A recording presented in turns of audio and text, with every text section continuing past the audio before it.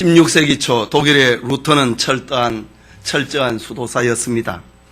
그는 다른 수도사들보다도 더 열심히 금식했고, 더 열심히 기도했고, 더 열심히 성경을 읽고, 더 열심히 금욕 생활에 힘썼습니다.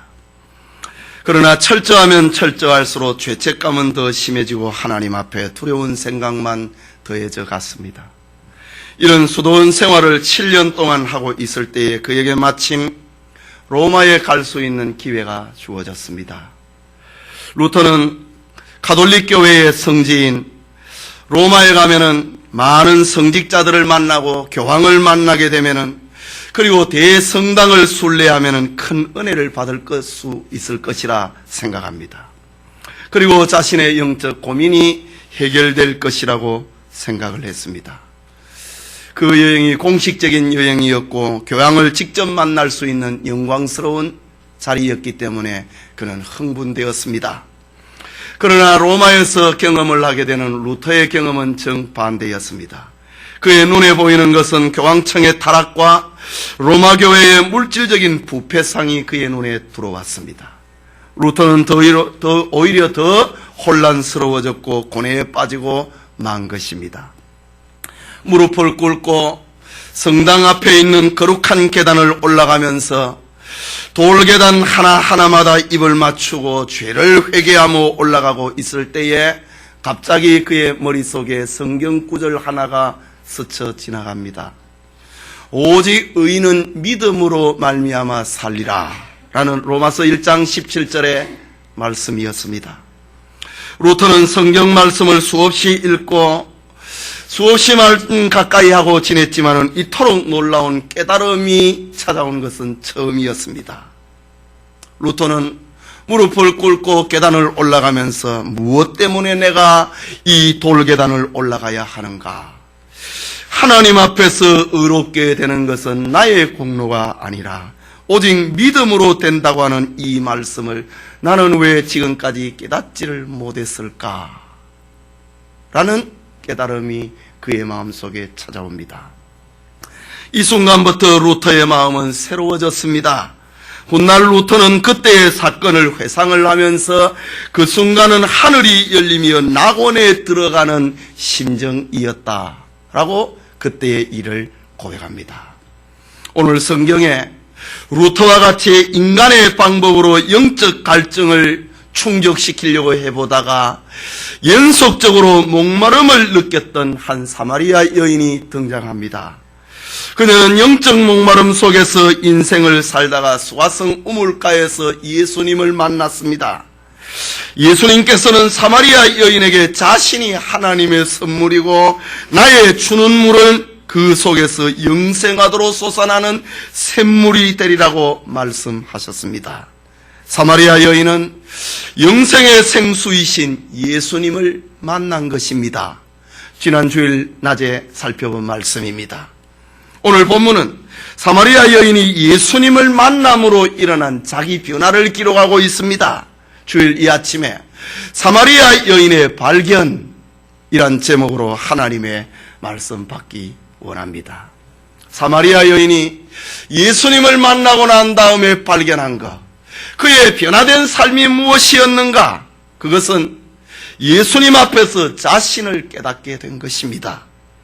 조상의 유산 곧 야곱의 우물을 자랑을 하고 살아가는 사마리아 여자는 예수님께서 내가 주는 물을 먹는 자는 영원히 목마르지 아니하리니 나의 주는 물은 그 속에서 영생하도록 샘물이 되리라 라고 예수님이 말씀하시자 사마리아 여자가 예수님께 묻습니다. 주여, 이런 물을 내게 주사 목마르지도 않고 또 여기 물길로 오지도 않게 하옵소서. 사마리아 여자는 예수님을 향하여서 내가 주는 물을 먹는 자는 영원히 목마르지 않다고 하자, 주여, 그런 물이 있다면 나에게 좀 주십시오. 그리고 내가 물길로 매일같이 여기 와야 되는데 사람의 눈을 피해서 한낮에 더위를 뚫고 물길로 와야 되는데 물길로 오지도 않고 목마르지도 않도록 나에게 그 물을 좀 주십시오 라고 자기 소원을 아뢰입니다. 그러자 예수님께서는 사마리아 여인의 인생에 숨겨져 있는 또 하나의 비극을 가지고 화제로 바꿉니다. 16절에 가서 네 남편을 데려오라 라고 말씀합니다. 사마리아 여자는 이 순간 자신의 그늘진 삶과 자기 심중을 찌르는 주님의 말씀 앞에 어쩔 줄을 몰랐습니다. 그녀는 어느 남편을 데려와야 할지를 몰랐기 때문입니다. 이유는 그에게는 남편이 많았기 때문입니다. 그러면서도 실제로는 내 남편이라고 하는 사람이 없었습니다. 사마리아 여자는 예수님께 대답합니다. 17절에 나는 남편이 없습니다. 그 다음에 나오는 말씀이지만 사마리아 여자는 남편 5이 있었습니다. 5명의 남편을 바꾸어가면서 남편을 삼아 보았는데 만족이 없었습니다. 그래서 또 다른 남편, 지금 6번째 남편을 만나고 있습니다. 그런데 사마리아 여자가 예수님이 네 남편을 데려오라고 할 때에 어느 사람을 데려와야 될지를 모릅니다. 5명은 과거고 1명은 지금 현재인데 6명의 남편을 바꾸어 가면서 살아봤는데 만족이 없었다. 6명의 남편을 바꾸어 가면서 살아봤는데 주님 앞에서는 나는 남편이 없는 사람입니다 라고 표현을 합니다. 이 말이 무슨 말입니까? 죄악의 인생만 남아있다고 하는 사마리아 여인의 솔직한 고백입니다. 나는 지금 6번째 남편과 함께 살고 있는데 인생의 허무만 남아 있습니다. 인생의 불만만 남아 있습니다. 괴롭고 아픈 인생만이 나에게 남아 있습니다 라는 솔직한 고백입니다. 결국 사마리아 여인은 지금까지 자유분방한 생활을 했고 쾌락을 즐겼지만은 거기에서 만족을 얻을 수 없었다. 결국은 그에게 도덕성마저도 이제는 괴롭히게 되고 말았던 것입니다. 이때 주님이 말씀하십니다. 네가 남편이 5이 있었으나 지금 있는 자는 내 남편이 아니니 내 말이 참되도다 라고 말합니다. 5이나 되었던 남편들 중에 이 여인의 생을 만족해 해준 사람은 없었다고 하는 말입니다. 이렇게 그리스도 밖에서 살아가고 있는 사람들은 불만의 연속일 수밖에 없습니다. 오늘 성경에 등장하고 있는 사마리아 여자의 삶은 내 인생을 만족시킬 수 있는 남자가 누가 있겠는가? 그렇게 하면서 지금 6번째 남자를 자기 남편으로 삼고 지금 살고 있습니다. 이런 인생의 삶의 모습은 우리 사람들의 삶을 대변하고 있습니다. 모든 사람들은 자기의 삶에 있어서 만족을 추구하면서 살아갑니다.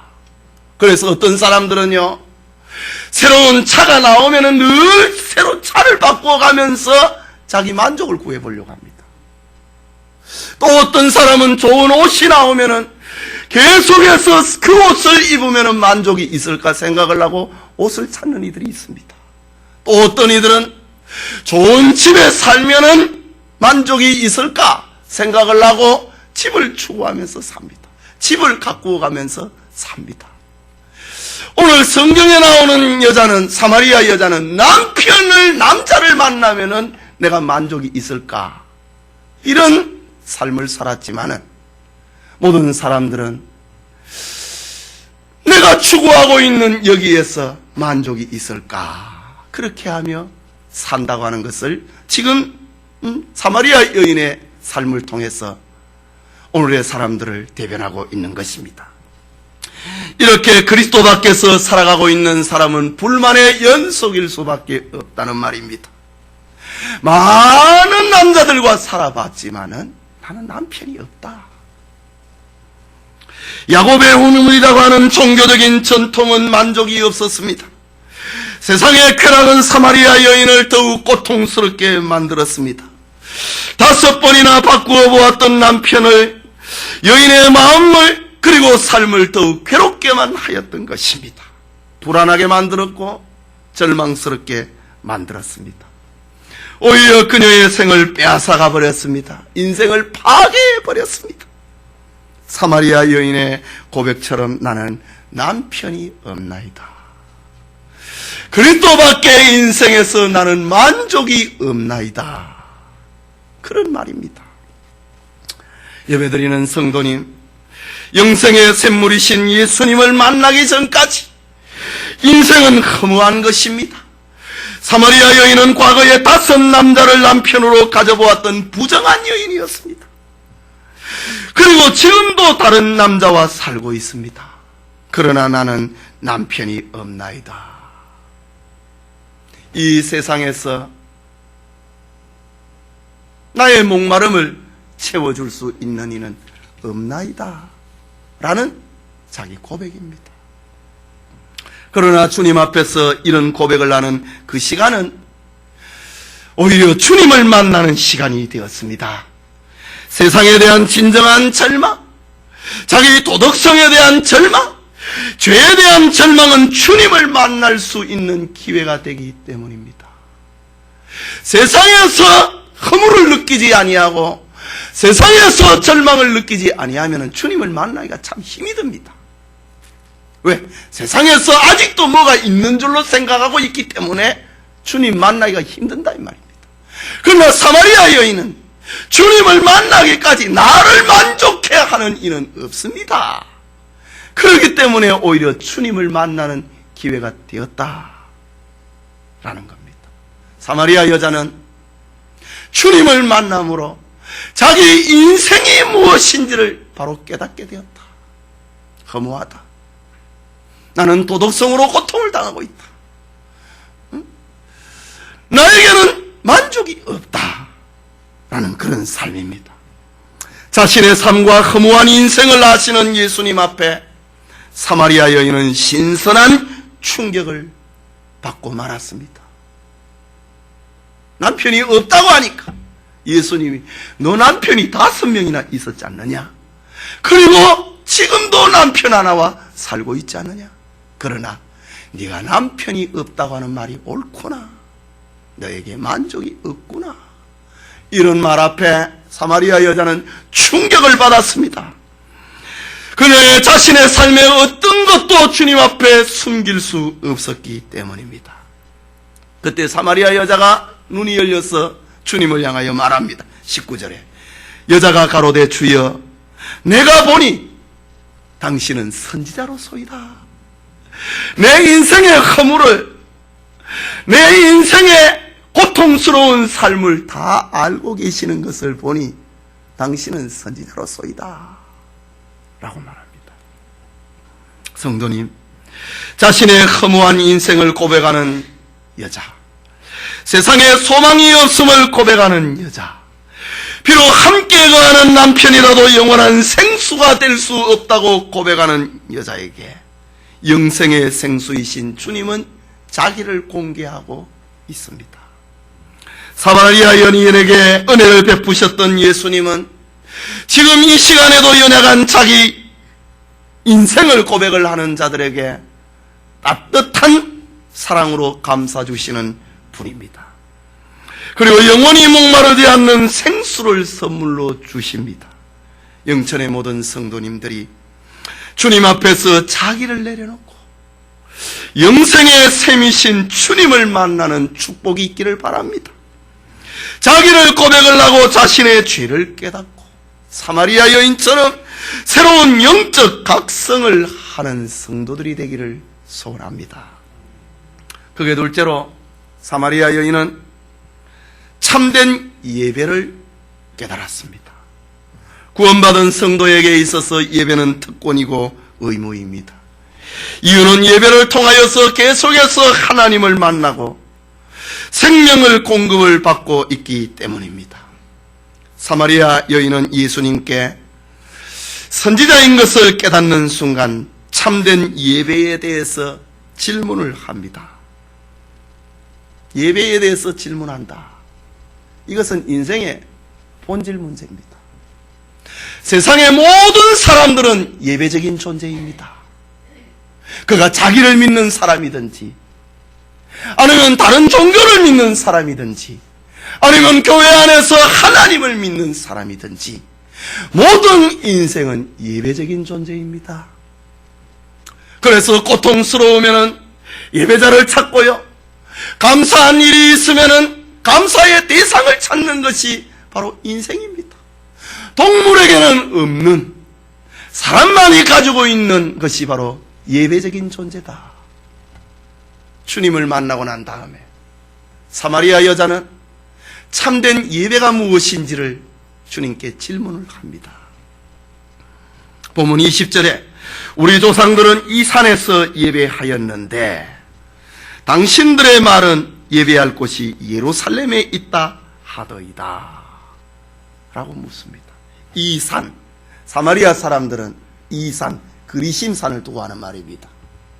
지난날 이스라엘 백성들이 출애굽을 할 때에 모세가 유언적인 메시지를 전합니다. 너희가 가나안 땅에 들어가면은 그리심산에 서서 하나님의 축복을 선포하고 에발산에 서서 하나님의 저주를 선포하라 라고 했는데, 그리심산은 이스라엘 백성들에게 있어서 축복의 산으로 자리 잡고 있었기 때문에 사마리아인들은 거기에서 예배드렸습니다.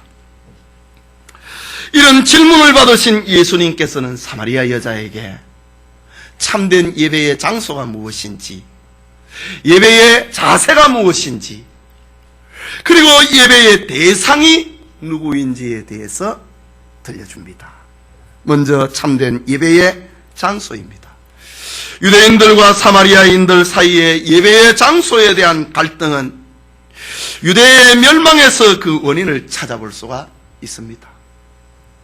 586년의 기원전 바벨론에 의해서 유다가 멸망을 당할 때에 저들은 포로지로 끌려가게 됩니다. 포로지에서 해방의 은총을 받고 돌아온 유대인들은 예루살렘에서 무너진 하나님의 성전을 건축을 합니다. 그때에 그곳에 살고 있던 이스라엘 백성들, 사마리아인들입니다. 그 땅에 이미 그곳에 살고 있던, 포로로 끌려가지 않고 거기에 살고 있었던 사람들이 찾아와서 자신들도 하나님을 믿는 사람이니 하나님의 성전 건축하는 일에 동참하게 해달라고 합니다. 그러나 유대인들은, 포로지에서 돌아온 유대인들은 신앙의 전통성을 잃어버리고 혼혈인이 되어버린 사마리아인들을 하나님의 백성으로 인정을 안 합니다. 그리고 하나님의 성전 건축에 동참하는 것을 거절을 합니다. 그러자 사마리아인들은 자신들의 예배를 위해서 저 모세와 여호수아에 의해서 흔적이 쓰여져 있는 그리심산에 자신들을 위한 성전을 건축을 합니다. 유대 역사가 요세푸스의 기록에 의하면은 저 사마리아 사람들이 그리심산에 성전을 건축을 한 해가 기원전 322년이라고 합니다. 그 후에 예루살렘 성전과 그리심산 성전은 200년 동안 공존을 하면서 갈등을 일으키게 됩니다.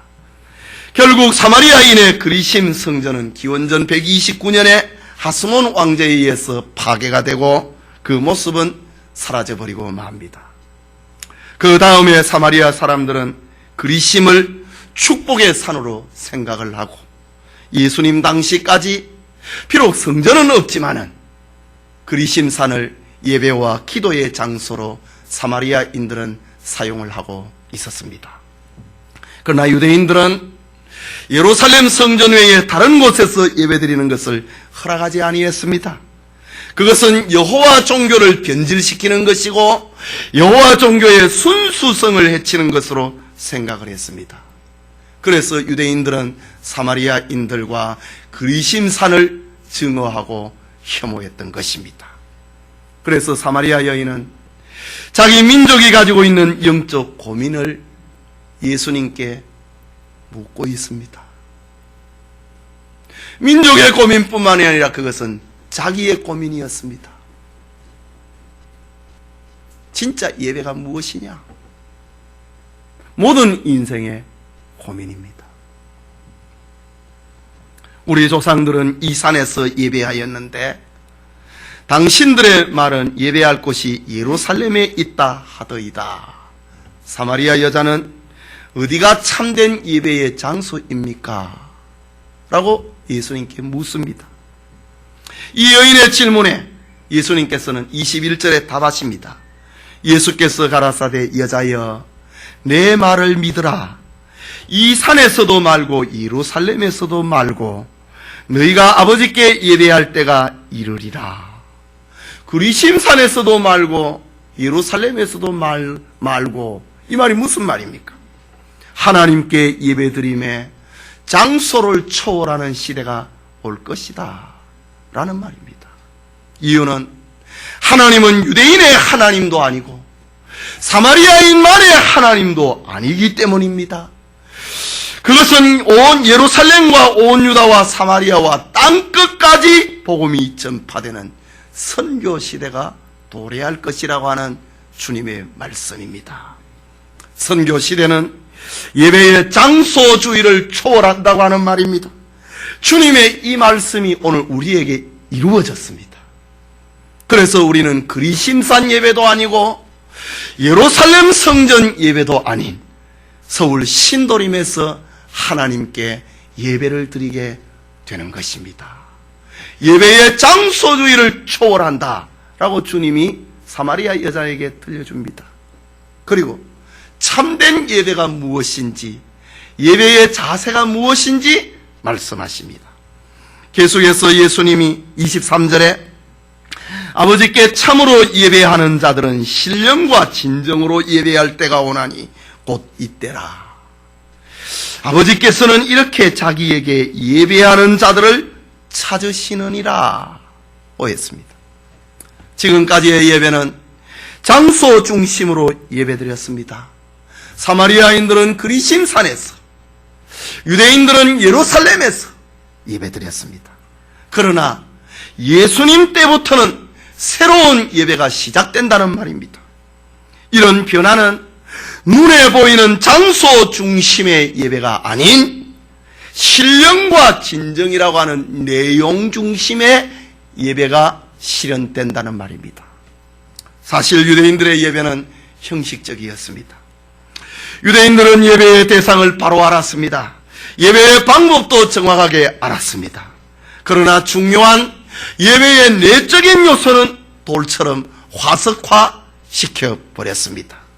예배에는 하나님과의 영적 교제를 이루는 기도가 있고 찬양이 있고 감격이 있고 감사가 있는 것이 예배인데, 그것이 필수적인 것인데 유대인들은 예배를 형식화하고 강도의 소굴처럼 만들어 버렸습니다. 그래서 유대인들의 예배는 신령한 예배를 버린 것입니다. 그리고 사마리아인의 예배는 성경에서 가르치는 바에서 벗어났습니다. 사마리아인들은 구약성경 39권을 하나님의 말씀으로 생각하지 아니하고 사마리아인들은 모세오경 율법서만을 하나님의 말씀이다 라고 생각을 했습니다. 그러니 저들의 예배는 올바른 예배가 되지 못했습니다. 성경을 다 가지지 못한 예배, 참된 예배, 진리가 무엇인지 모르는 그런 예배로 흘러가 버리고 말았습니다. 하나님께 대한 참된 지식이 결여된 예배는 생명력이 있을 수가 없습니다.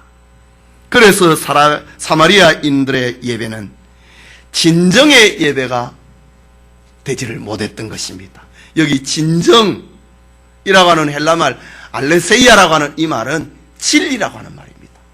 사마리아인들의 예배는 하나님의 말씀에서 벗어나 버렸다.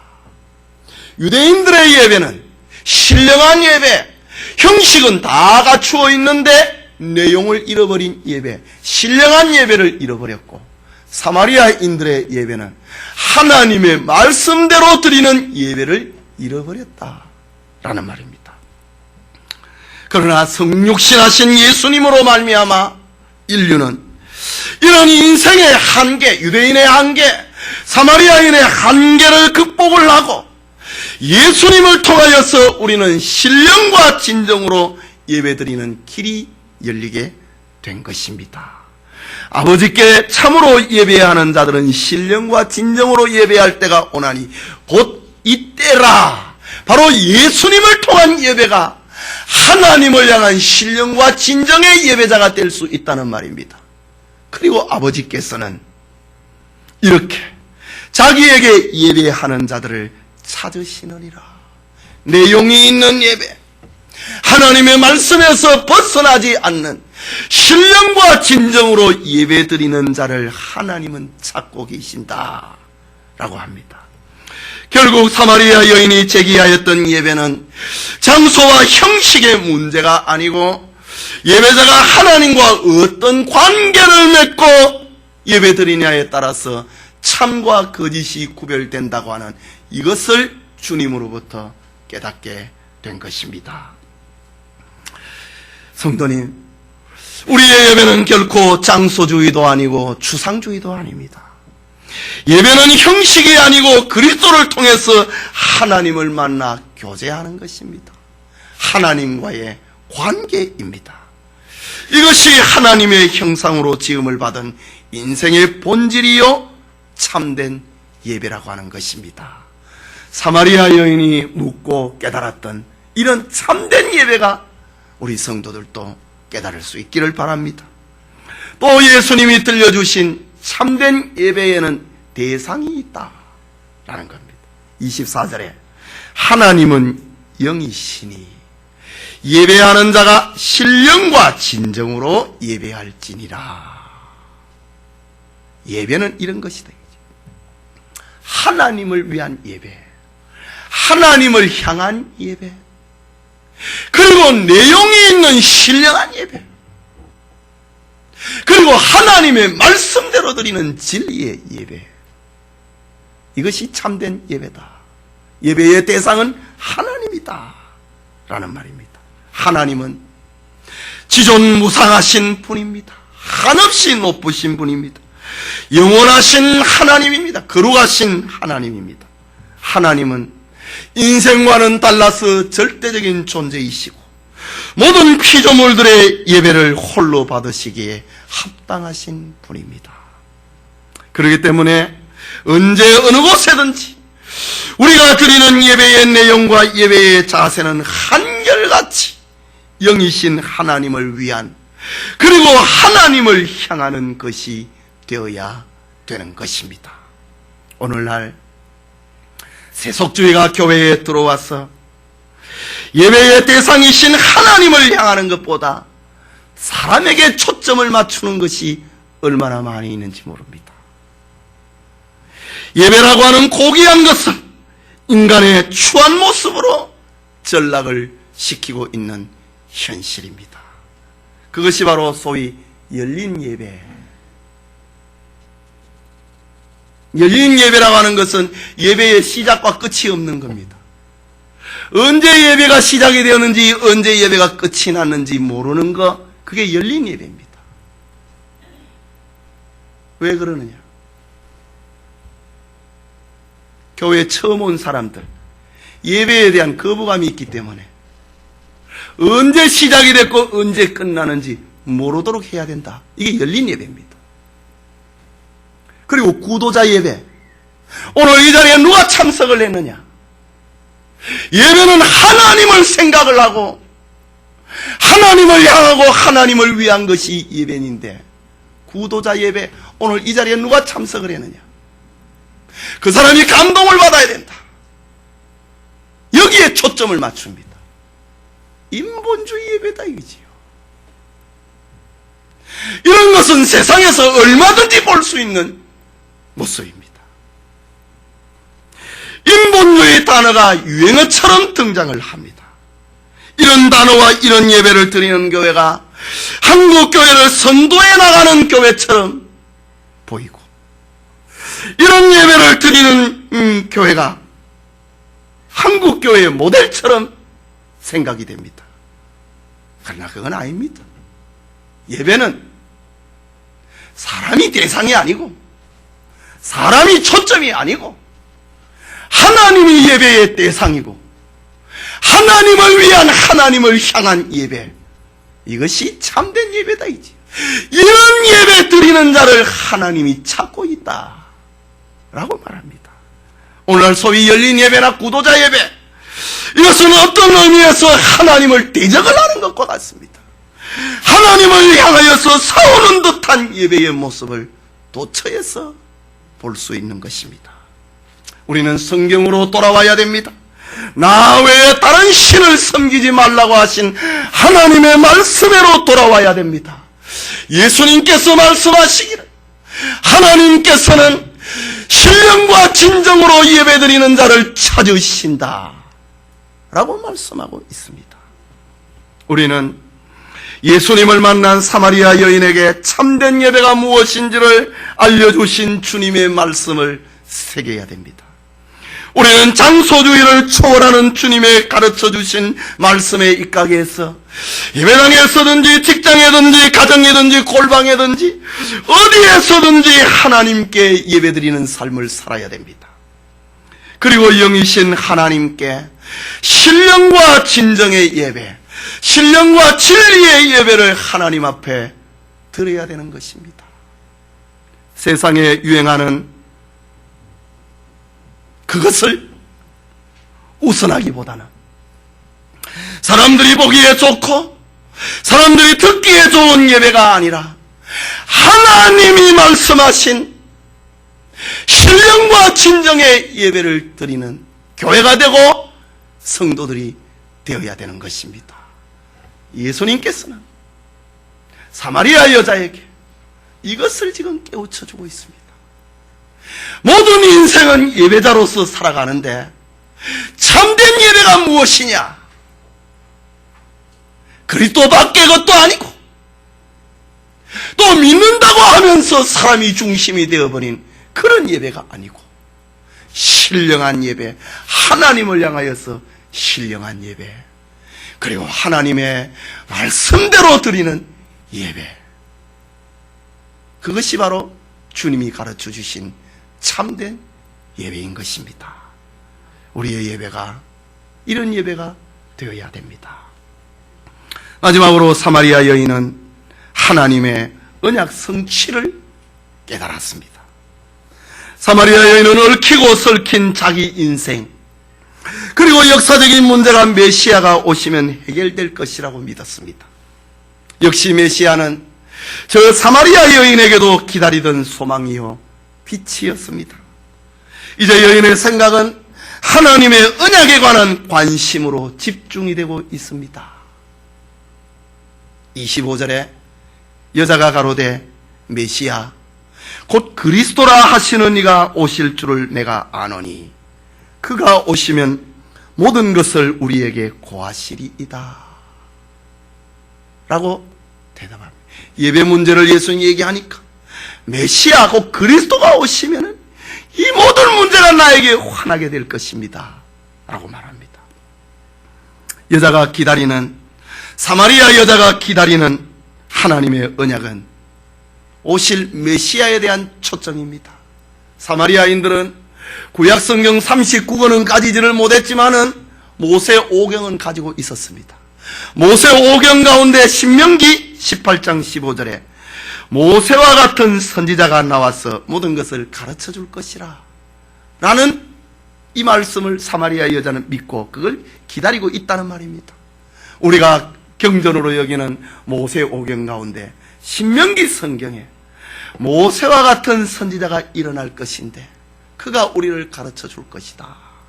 그분을 지금 사마리아 여자는 주님 앞에서 내가 그분을 기다리고 있다고 말합니다. 사마리아인들의 메시아가는 다윗의 후손으로 베들레헴에 오신다고 하는 유대인들의 그것처럼 분명하지는 못했습니다. 왜? 구약성경을 다 가지지를 않았으니까. 그러나 모세와 같은 선지자가 일어나서 하나님의 진리를 선포할 것이라고 하는 신명기 성경을 저들은 가지고 있었기 때문에 하나님의 약속을 기다렸습니다. 그들은 메시아가 오시면은 인생의 참된 예배가 무엇인지, 참된 신앙이 무엇인지를 들려줄 것이고 회복시켜 줄 것이라고 믿고 있습니다. 바로 그때였습니다. 주님은 사마리아 여자에게 자신이 바로 너희들이 기다리고 있는 메시아다 라고 말합니다. 26절 후반부에 네게 말하는 내가 그로라. 사마리아 여자는 나는 메시아를 기다리고 있습니다. 내 인생의 모든 궁금증, 우리 민족의 모든 고난의 삶, 그것을 들어주시고 그것을 해결해 주실 그분을 내가 기다리고 있습니다 라고 말할 때에 예수님이 내가 바로 그로라 라고 말씀하십니다. 예수님께서는 사마리아 여자에게 자신이 사마리아 사람들이 기다리고 있는 메시아라고 직접 말씀하십니다. 예수님께서는 아직 예수님의 사역의 초기입니다. 예수님께서는 이적만을 추구하는 유대인들에게 자신이 메시아이심을 숨겼다고 합니다. 자신의 기득권을 지키기 위해서 예수님에 대해 사사건건 흠을 잡던 바리새인들과 서기관들에게서는 자신이 하나님의 아들이요 메시아이심을 숨겼다고 했습니다. 그러나 불쌍한 사마리아 여자에게, 목말라 하는 여자에게 예수님께서는 자신이 메시아이심을 나타내셨습니다. 그것은 진정으로 메시아를 대망하는 자에게, 기다리는 자에게, 심령이 가난한 자에게 자신을 드러내고 계시는 주님의 모습입니다. 예수님은 인종적인 편견을 초월을 하시고, 예수님은 남자와 여자 성을 초월하시고, 예수님은 인간의 도덕성을 초월하셔서 자기를 나타내시는 분입니다. 예수님은 모든 공간을 초월하시고 모든 시간을 초월하셔서 자기를 나타내고 계시는 메시아이십니다. 예수님은 모든 인생의 욕구를 초월하시는 메시아입니다. 예수님은 지금 그 자리에서 사마리아 여자에게 생수를 주시고 평안과 만족을 주시는 메시아셨습니다. 오늘 예배드리는 성도님들에게도 사마리아 여인이 만났던 그 주님을 만나고 사마리아 여인이 깨달았던 그 주님을 믿을 수 있기를 바랍니다. 성도 여러분, 조상의 전통과 야곱의 우물에서 만족을 누리지 못했고 영적인 갈증 속에서 살았던 사마리아 여자, 남편 5이 있었으나 전혀 인생의 목마름을 해결할 수 없었던 사마리아 여자, 조상의 더러운 혈통으로 불만에 울부짖었던 사마리아 여자, 그리심산 예배 때문에 고통을 당해야만 했던 사마리아 여자, 수가성 야곱의 우물가에서 울어야만 했던 사마리아 여자, 그는 이제 캄캄한 어둠 속에서 빛을 찾아 반가워하고 있습니다. 생의 만족으로 충만해 합니다. 주님을 만났기 때문에 새로운 깨달음, 새로운 발견, 새로운 변화가 그에게 찾아왔기 때문입니다. 사마리아 여자에게 예수님은 처음에는 자신을 조롱하는 유대인의 남자처럼 보였습니다. 사마리아 여자가 예수님이 유대인 남자로 보일 때에 물 한 그릇 주는 봉사도 껄끄러웠습니다. 거절했습니다. 유대인으로서 사마리아인된 나에게 물 달라고 하십니까? 거절했습니다. 그러나 예수님께서 자신의 과거와 죄를 지적을 하는 모습 앞에서 그는 예수님을 선지자가 아닙니까? 눈이 열렸습니다. 그리고 참된 예배가 무엇인지를 물었습니다. 하나님께서 약속을 하신 메시아가 오시면은 인생의 모든 문제가 풀릴 것이라고 자기 소망을 나타내었습니다. 목마른 사슴 같은 사마리아 여자에게 예수께서 이러시되 네게 말라는 내가 그로라 라고 말씀하십니다. 예수님은 사마리아 여자에게 생수를 주고 계신 장면입니다. 여러분, 수가성 우물가의 여인처럼 이곳 영천에서 인간의 비극과 실존을 깨닫고 자기를 바로 아는 은혜가 있기를 바랍니다.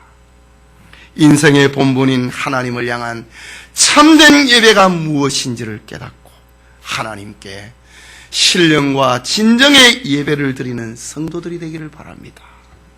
그리고 인생의 영원한 생수이신 주님을 고백하고 주님을 믿는 축복이 우리 모두와 함께하기를 축원합니다.